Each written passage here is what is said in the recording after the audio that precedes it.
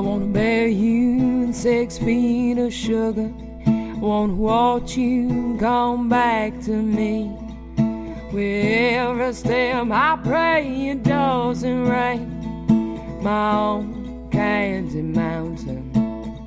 Welcome to this month's edition of Junk Food on the Road. This is Allison, and beside me here is Chris. Hey. So today we're going to talk about Thailand. We just got back too. Yeah, we sort of skipped a few countries so that we could talk about Thailand while it's still fresh. Yeah, fresh in our heads. Although it's amazing how quickly after a trip you start to forget things. Yeah, it's really true. I mean, I can't really say that I remember much in the way of junk food in Thailand, except maybe the awesome coconut mango sticky rice. Yeah, I mean, I know it's not junk food, but fruit is sort of like a junk food there, and street food might count as junk food there. No, the crepes were good. Crepes were very good. Yeah, I felt like I was in Paris. Oui.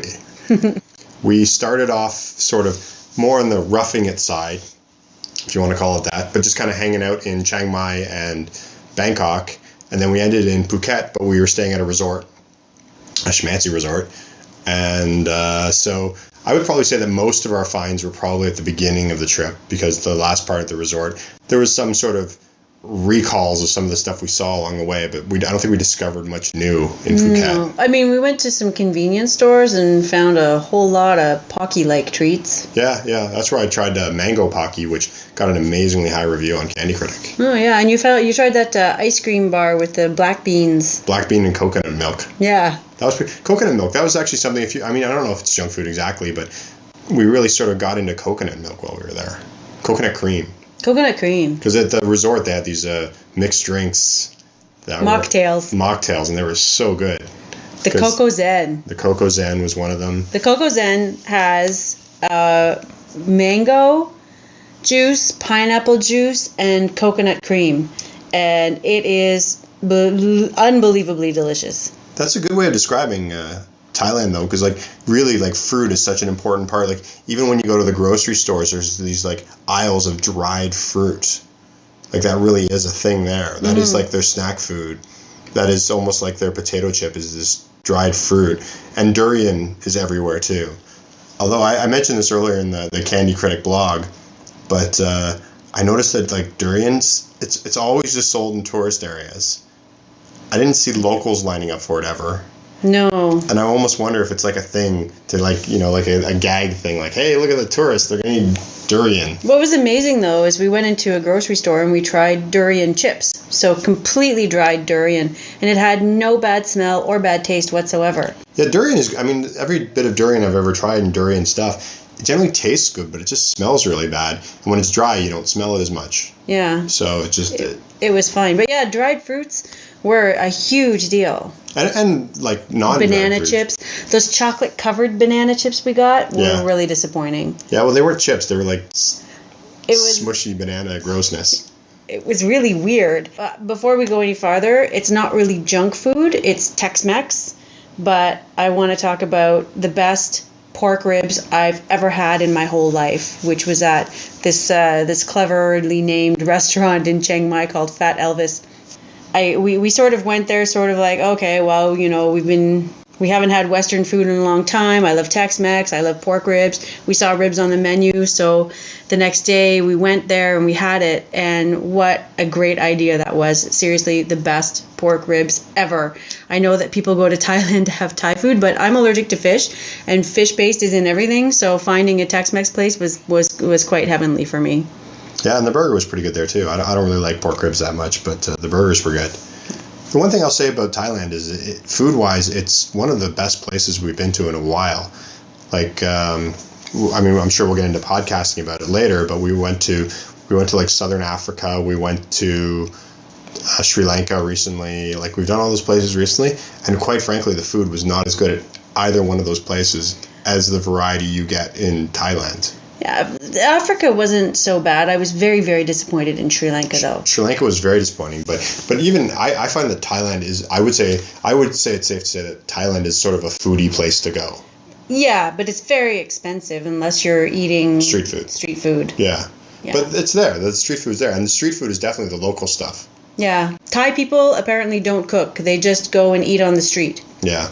They're just, which like we went to grocery stores and found, ridiculously expensive everything. Most of the grocery stores were kind of westernized as well. Yeah. So I'm sure that there must be some hidden local markets where Thai people who might want to cook can actually go and get good stuff. But I imagine there must be markets like I kind of picture Thailand being more of sort of a marketplace to go shopping than a grocery store place. Yeah, but they hide them. Yeah, they do. Well, there's that one place that was around the hotel from us in Chiang Mai. They had sort of grocery-ish stuff. Yeah. But it was a lot of tourist stuff with it. Yeah, there was a lot of tourists. The problem with being a tourist is it tends to be difficult. Oh. Well, and Chiang Mai is seriously a tourist sort of backpacker kind of town.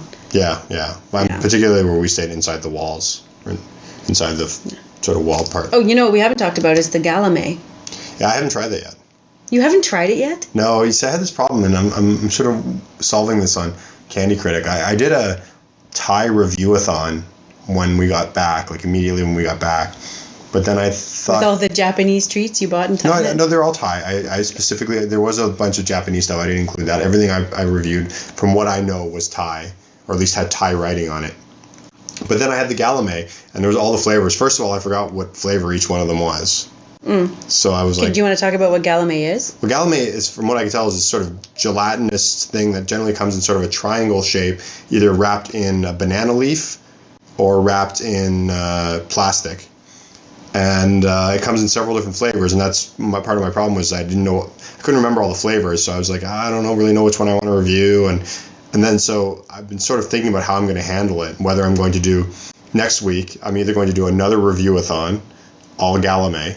And just guess the flavors? And just guess the reviews will be based off the flavors. Like, well, the red one tastes like, strawberries, or the yellow one tastes like crap, so it must be durian. So we're doing this Thailand podcast, and you haven't even tried the quintessential Thai candy treat. That's because it was overwhelming.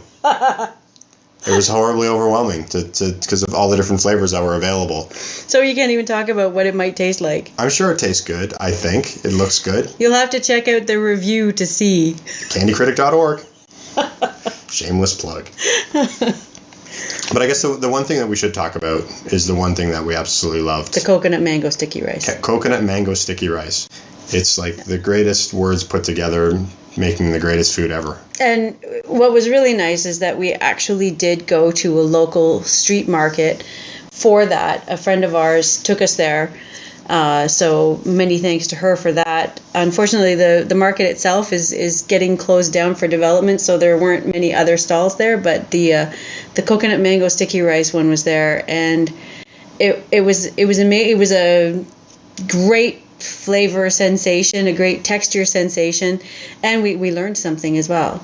Well, you want to explain what coconut sticky rice is? Okay, well, first of all, it's Thai sticky rice, which you make with sticky rice, but you also cook it with some sugar and some coconut milk. And I think there's salt in it somewhere. It has a salty flavor. I don't have the recipe, but it's sweet and sticky rice. There's like a whole mango cut up, just a fresh mango. And then there's a sauce that's made from coconut milk or coconut cream that you kind of just pour a little bit over because otherwise the flavor will be overwhelming. And then to top it off, to sort of add that sort of medley of textures, you get toasted mung beans.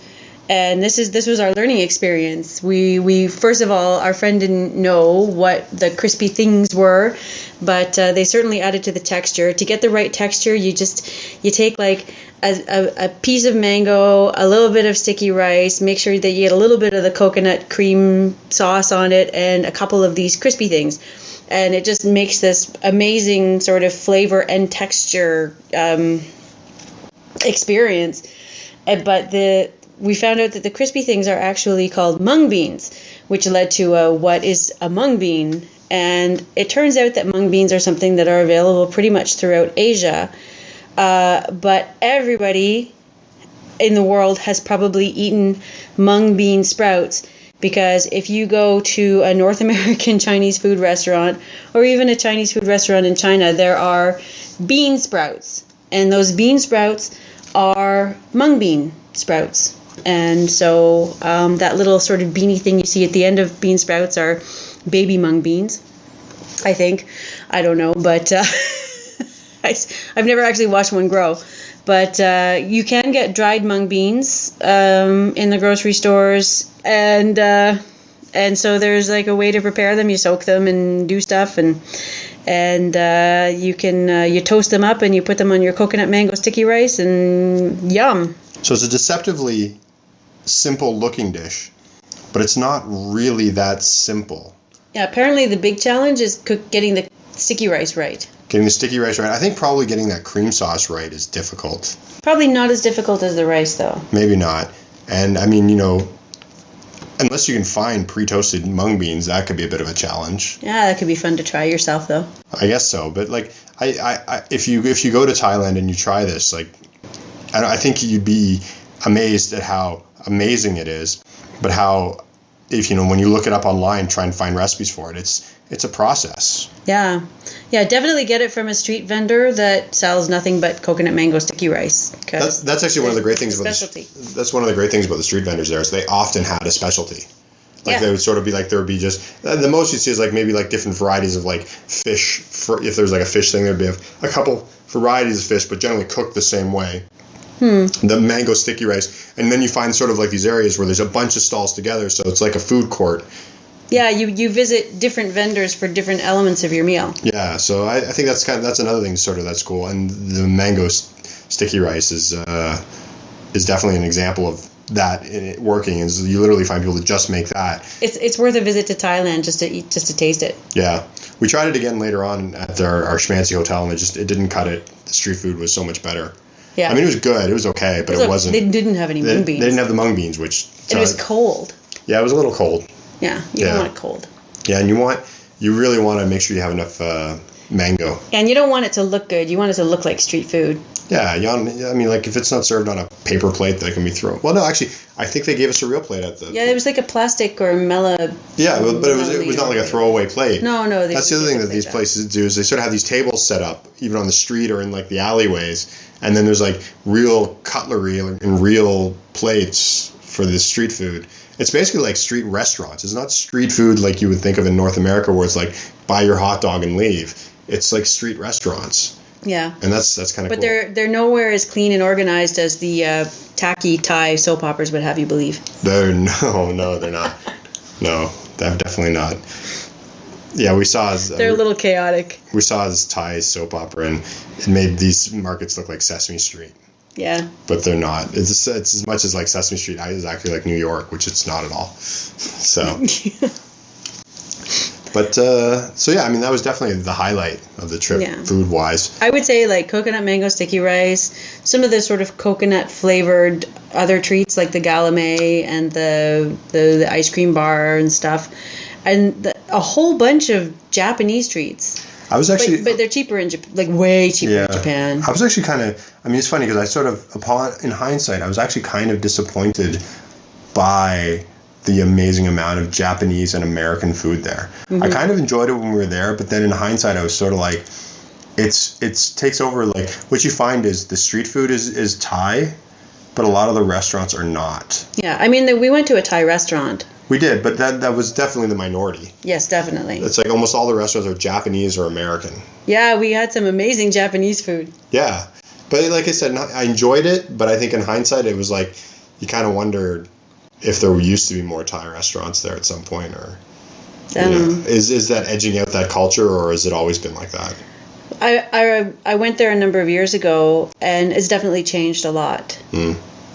There was a lot more sort of open patio restaurants. Like it's become very sort of built up and commercial in Bangkok compared to when I was there. I'm not going to say when, because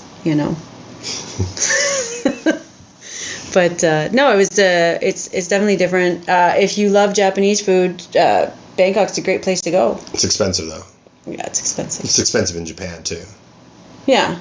The other thing too is grocery stores. You're not. I mean, I think I've talked about it on the blog, and we might have mentioned it earlier. Our love of grocery stores, because it's just It's where you really get to see what the locals eat. But in Thailand, that's just not the case at all. No, basically grocery stores are for, what do they call us? Farang? Is that what we are? Yeah, the foreigners. And expats and stuff like Yeah. that. Yeah. You definitely don't find sort of the Thai flavor in grocery stores. It's certainly imported stuff. And a lot of Japanese, a little bit of European, and a lot of American. Some Chinese. Well, the Chinese I found a lot more in tourist areas. Yeah. Like the grocery stores, I didn't find too. I mean, we found a few Chinese, a little bit, but in the tourist areas, everything. And like in Phuket. And Chinese tourists. Yeah, I mean that's the thing is there's a lot of Chinese tourists, but in Phuket, like. Do you remember the gaggle, like the hordes near the old Imperial Palace? That was insane. Thousands of not Japanese, Chinese tourists in hundreds of tour groups that we had to sort of swim through the throngs just across the street. It was... Yeah, there's a lot of Chinese tourists there, and the food reflects that for sure. I mean, there's a lot of Chinese restaurants and a lot of Chinese food brought in and things like that. So, particularly, like I said, in Phuket, I found that Chinese... I mean, there's Chinese lanterns all over that one street with the night market. Yeah. And there's just a lot of Chinese food available. And the place we're staying at had a couple of Chinese dishes every single night because the place we stayed at had a lot of Chinese tourists.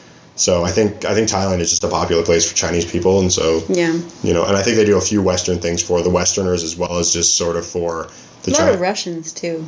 There's a lot of Russians. Down south. Yeah, in the southern part, we did find a lot of Russians. There was a lot of Russian writing and stuff like that. Yeah. I don't know. We didn't. But there was no food. There was no Russian food. Well, we didn't really eat in restaurants there, so maybe there was. But we went past a bunch of restaurants. There was a Russian restaurant. There was one. Yeah, there was one like Russian restaurant. Yeah. Yeah, I remember that. That was in that mall. Yeah. Yeah, so I mean, maybe if that's any reflection. Yeah, we didn't go to too many restaurants there because we were staying in a resort, and so we were just sort of eating in the resort. So. Yeah, but when it's all included, you don't want to go out and. No. And really good food. Yeah, the food is really good. Yeah. It's our first time sort of staying at a resort, and could probably do another podcast just about eating at a resort. We've never been to a resort before. We're not resort people. No, but it was nice not to hunt for your food every night. Yeah. That's kind of cool. It was a different experience. I liked it. Yeah. So I mean, I would say any foodie, Thailand is a place to go. You really should. It's if you love fruit, the fresh fruit there is just unbelievable. And a great variety. Amazing. Like there's a lot of places. But you tried the gak juice too. Yeah, we tried gak juice, which is apparently a Vietnamese fruit. Yeah. Gak, and apparently it's like one of those like miracle foods that's good for everything. It's kind of sour. It was okay. Yeah. It's a little hard to get through the whole bottle of it, but I managed. But I mean, Thailand is definitely a foodie place to go, and you said the fruit is really good. The variety of fruit is amazing because, like, we've been to some places where the variety of fruit is, something is particularly good. Like when we went to the Canary Islands, the bananas were spectacular. The variety wasn't spectacular, but the bananas were spectacular. But in Thailand, it's all spectacular. Yeah, and that's not very expensive, the fruit, especially on the street. Yeah, and you can in the markets. Yeah, and a lot of places will just sell you like a bag of fruit or some juice or something like that. So it's pretty cool. Yeah, like those little juice stands and stuff. There's a lot of juice stands. You can get some interesting mixes of smoothies. Yeah. Although I don't know if you're allowed to bargain for them at the markets. I don't know. Bargaining is fun. Bargaining is fun, but I don't know if you're supposed to bargain for food. I don't know. We didn't when we went for the coconut mango sticky rice with our friend. No, we didn't. She was not interested in bargaining at all. Yeah. So let's assume that bargaining is not the thing to do. Yeah. But for goods, definitely. Bargain. Bargain all the time. Bargain till they cry. Just make a t-shirt that says that. Bargain till they cry.